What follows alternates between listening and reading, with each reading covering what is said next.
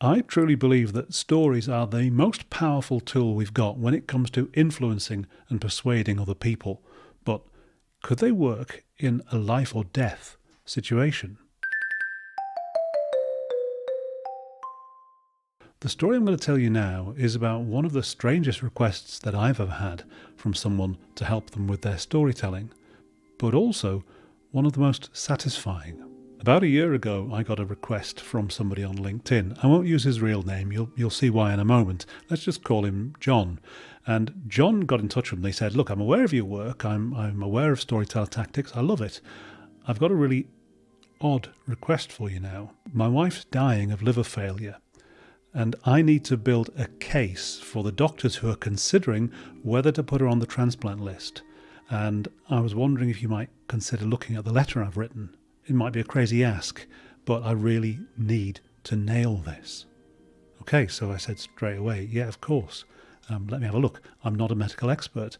It may not be that I can do anything, but I'll give you my thoughts. John sent me the letter. Now, the crucial thing in his wife's case was that in the past she'd struggled with alcoholism. Now she'd given up alcohol, but that he was worried that that was going to be a factor sitting in the minds of the clinicians who are going to have to make a decision of whether she was eligible or not for the transplant list. Most of John's letter was framed in quite clinical terms. He was talking about his wife's health condition in very factual terms.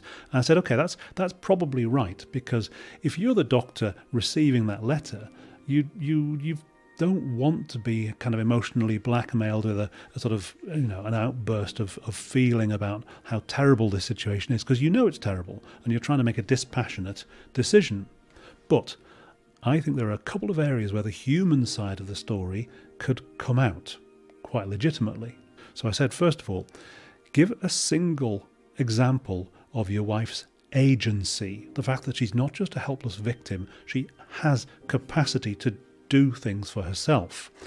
So, for example, in her commitment to sobriety, to giving up on alcohol, and that's a hard thing to do.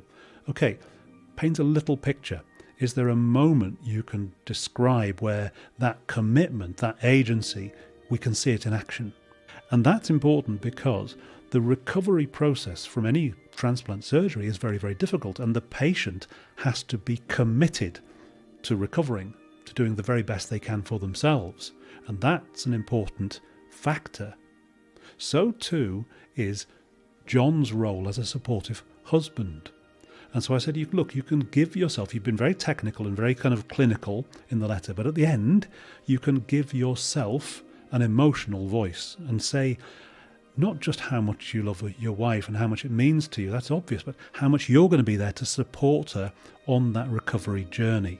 But I said, look, I'm not an expert and I'm way out of my area of comfort here, but that's what I think you could add to what is in effect a pitch. You're pitching for a decision. A month later, I got a reply back from John. He said, "Hi, Steve, quick update since you provided such helpful advice.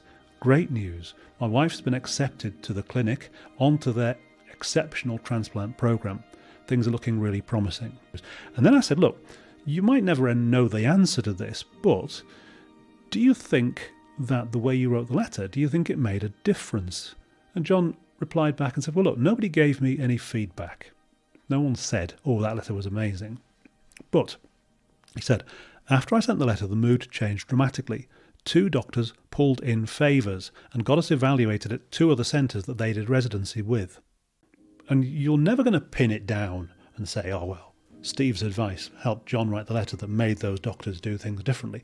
No, I'll never know that for sure. But isn't it interesting that it happened? That he added a strong character for his wife. She's made mistakes, but she's committed to sobriety. And he added his own character. I will support her because I love her. And he added character and he added emotion to what could have otherwise been a clinical decision. And doctors are only human. Maybe that's why they started calling in favours. So John was pitching. He was pitching for a decision to be made in his favour. It was literally a matter of life and death. And I think the story that he told about his wife and about himself, I hope that made a difference. I got a note from John only a month ago to say his wife's doing much better. It's probably the strangest pitch that I've ever worked on, without a shadow of a doubt, the most satisfying. Okay, so that's an extreme and pretty unusual example. What can you take from it if you're thinking about using stories to talk about your work? You know, it's not life or death stuff, but it's still important. Well, here's what I would take from it. We live in a very uncertain world. We're trying to make judgments, just like those doctors are trying to make judgments about an uncertain future. They cannot tell exactly 100% if one patient or another patient is going to do well as a result of surgery. When we are trying to make judgments in an uncertain world, we kind of quite rapidly default to character, because the way they've behaved in the past is a really good guide to how they're going to behave in the future. And so we read character all the time. Character is our best subliminal and unconscious guide. So I would say that's the lesson I would draw from this very, very unusual pitch, is don't ever forget that it's about character. You're asking people, when you're making a pitch, you're asking people to trust your promise about the future. And there's no way of knowing what the future holds. It is trust. And therefore, give them some character that they can make that judgment based on. Don't give them nothing, give them character. And character lives in story.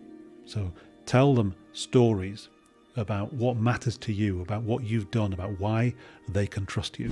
Right now, you're probably doing this all the time. You're just doing it unconsciously. You're doing it without any kind of plan.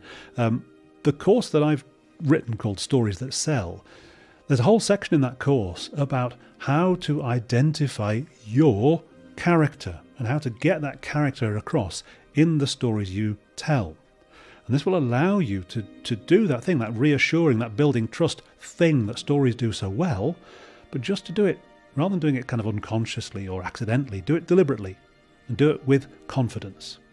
If you want to know more about the course, Stories That Sell, and the characters that we trust and the people who we want to buy from, click on the link.